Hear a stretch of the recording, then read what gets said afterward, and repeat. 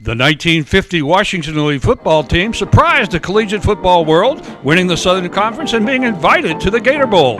The team captains were number 37, Don Ferguson, and number 44, Joe McCutcheon. Let's visit with Don Ferguson. Oh, it was just part of it. I didn't know just how well I was going to be able to, whether I could even make the team, but I was struck by Gil Boschetti and his athletic ability and leadership. Of course, Walt Michaels was a tremendous athlete, but we had a lot of veterans there with mature guys that really made up the team, along with some young fellows. It all melded into a rather nice football club. It was a complete surprise to everybody, including Washington Lee Athletic Department, and I mean, I don't think it was but, 4 or 5 bowls at that time. Lee Booth, the inimitable Washington and Lee publicist, wrote a poem about the day. I want to be in Florida for that Gator Bowl guarantee where minks will congregate and George can celebrate. I want to be at Ponte with the cranes on New Year's Day, where even gloomy Carl Wise can be gay. I want to be with Captain Dick and throw his dimes away. We'll have that Christmas cheer, and the alumni will furnish the lager. Gotta hear our plea. Take a chance on W&L. I want to be in Florida. It's the Gator Bowl for me. The Generals will receive the opening kickoff, gathering around Coach Barkley. The Cowboys on the other side are ready to kick the ball off. The Cowboys undefeated at 9-0 coming into the game. The Generals stand 8-2, but 6-0 in Southern Conference play.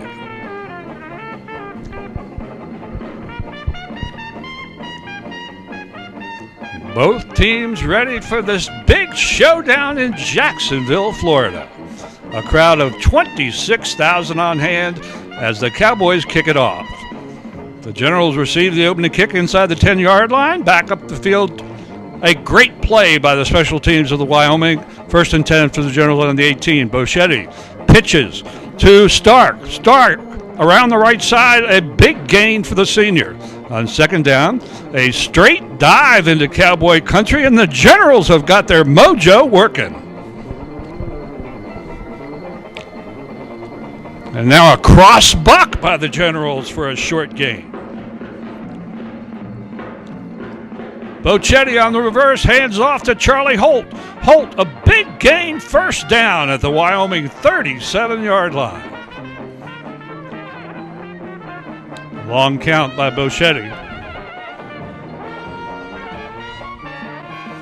Handoff on the dive to Holt. Holt straight up the middle, but the ball bounds free. It's loose, and the Cowboys have recovered the turnover by the Generals.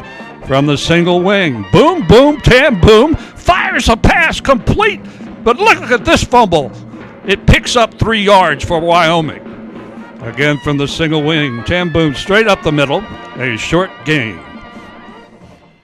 Tam Boom again drops back to pass, looks downfield, fires outside. What a catch by the Cowboy receiver despite great coverage by the Generals.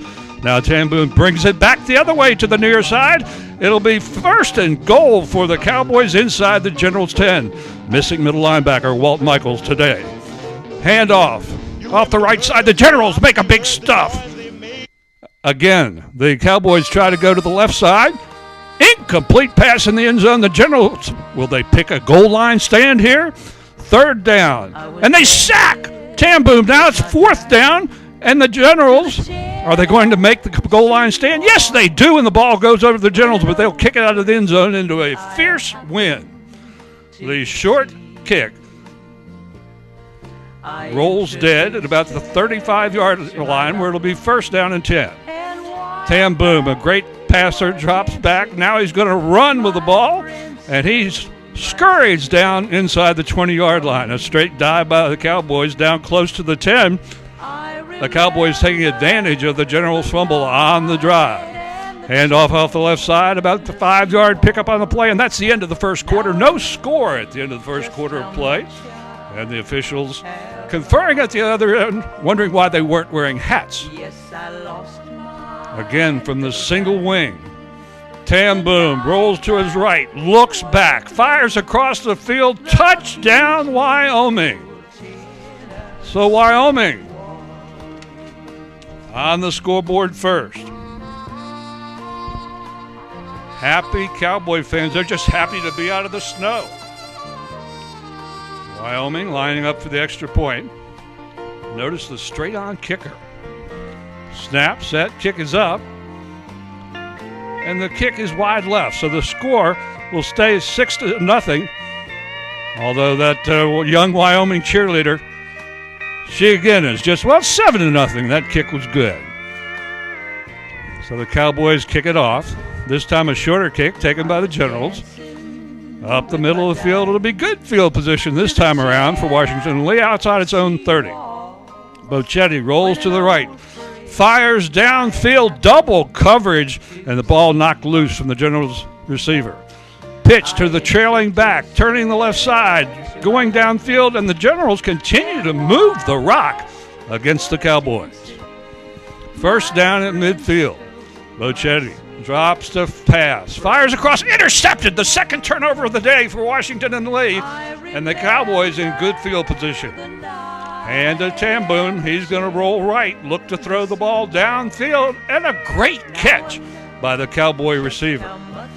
First and 10, again Tamboom, this time straight ahead on the keeper.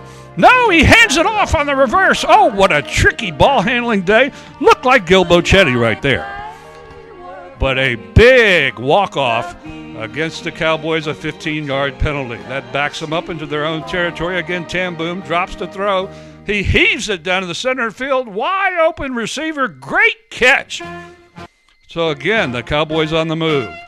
Tamboom fires it to the outside, complete inside the Generals' 10-yard line. It'll be just shy of first down yardage. So the officials indicating that they're there.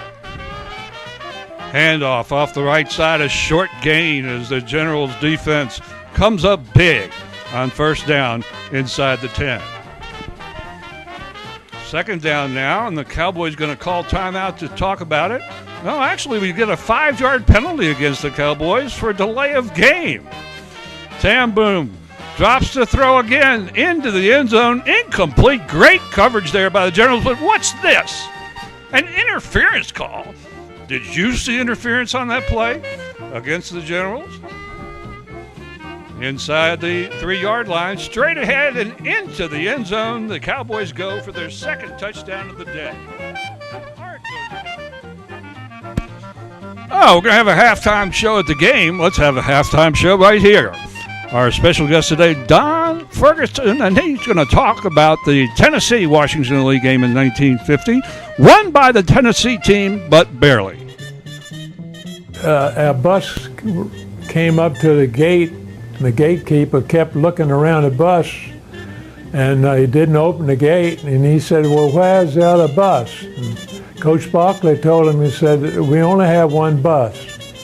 And the gatekeeper said, nobody plays Tennessee with one load of bus ball players. And here comes royalty. Who is that man in that dark suit? Well, ladies and gentlemen, that's senior Steve Miles Jr. of Louisville, Kentucky. The senior from Washington Lee was nominated and elected as the Prince Consort of the Gator Bowl Court. He also played hoops at Washington Lee, and he was on the Board of Trustees from 1988 to 1998, and he was also the rector for a while. So there's young 5-star general Steve Miles. The fathers of Don Ferguson and 3 of his teammates were known as the 4 coaches. Let's let Don Ferguson tell us why. Well, Joe McCutcheon, John Kay, Jim Stark, and my dad, all 4 dads showed up to every game all 4 years that we were out, other than one of the fathers missed one game. And I don't know what reason that was, but every time we came up in a bus or train or plane very rarely, we didn't use it much, but they were always there at the game. And I think it really meant a lot to the guys on the team. We all know that Washington & Lee is the University of Virginia. Forever, the University of Virginia has not cared for the Virginia Wahoos. From 1937 to 1950, the Generals could not beat the Wahoos in football, but in 1951 they put a licking on the Wahoos, and Don Ferguson recalls the name Cy Young. Cy Young was responsible for that. I remember when we took a train up to play University of Pennsylvania, we took the train through Charlottesville. And Cy Young, he went down and said, "Hey, pull all these shades down on the train. I don't want to look at anything over there in Charlottesville." And the Generals take the second half kickoff. Up the middle of the field comes the returner. Good field position for the blue and white. Boschetti pitches to the trailing back. Abrams, he turns to the corner on the right side. He's got a big gain. He's got a first down and more for Washington & Lee. First down, Generals. Up is a cross buck. Charlie Holt, big carry, 17 yards, but oh no! A fumble, the ball is loose, and the Cowboys have it. Cowboys pick up about 8 straight up the middle. Generals reeling, and now that's 3 turnovers for Washington & Lee. Very uncharacteristic, but again, without big Walt Michaels, a big player on both sides of the ball for Washington & Lee. The Cowboy ball carrier straight up the middle, but holding called against Wyoming will back them up. And a quick sweep around the end, and a long gain there for the running back of Wyoming down to the Washington & Lee 42-yard line. First down, Washington & Lee. Again from the single wing come the Cowboys. Direct pitch, and no gain there as Washington & Lee stacks them up at the line. Rolling to his left, faking the pass. Big pickup there. And Wyoming has the Generals back on their heels again here. And the Cowboys on the move again, picking up another first down inside the Generals' 30.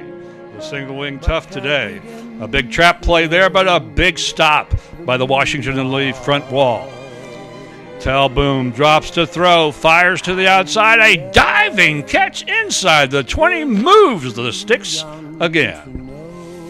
Handoff straight up the middle. The Generals looking outside, and that'll be the 3rd touchdown of the day as John Melton scampers 15 yards into the end zone for Wyoming, now leading 19-0 pending the conversion. A little extracurricular activity there will result in a 1.5-yard penalty against the Generals. There's the snap, the set, the kick is up, and the kick is good. And the Cowboys lead it 20-0. Generals trying to move from deep inside their own territory, unable to move the chains, and Washington Lee will kick it away. The punt taken on the fly by the Cowboys.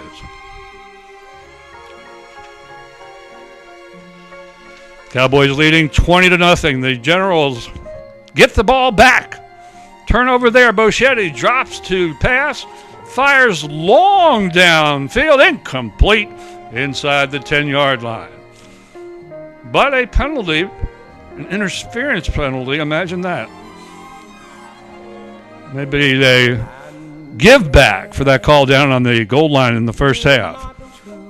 Split T. Boschetti drops this throw. Complete. What a strike. What a catch. First down, Washington & Lee.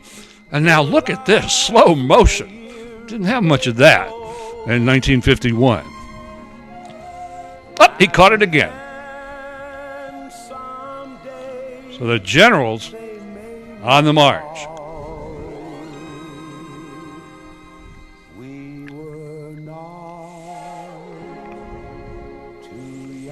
Washington lead with the first down, trying to put some points on the board.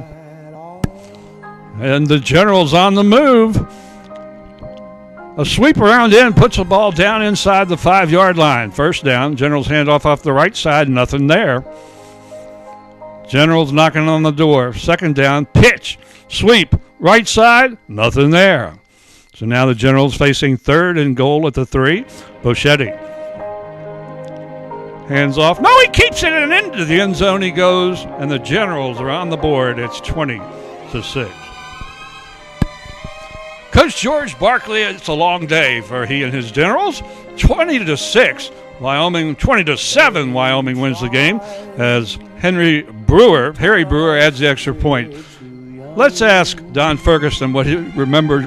What's a big story he remembers about the Gator Bowl?